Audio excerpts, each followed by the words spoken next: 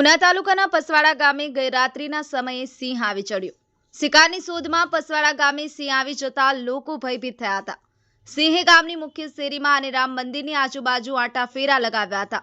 ગામના કોઈ વ્યક્તિએ સિંહના આંટાફેરાને પોતાના મોબાઈલ કેમેરામાં કેદ કરે। છેલ્લા થોડા દિવસોથી ઉના તાલુકાના પસવાડા ગામની આજુબાજુના વિસ્તારોમાં 10 જેટલા સિંહનું ટોળું વસવાટ કરી રહ્યું છે। વોઇસ ઓફ ગીર ન્યૂઝ સાથે રાકેશ દવે, ગીર સોમનાથ। अपनी आसपास गामों में बनती घटना समाचार जानवा अमारी voice of Gir news channel ने लाइक करो, शेर करो और सब्सक्राइब करो।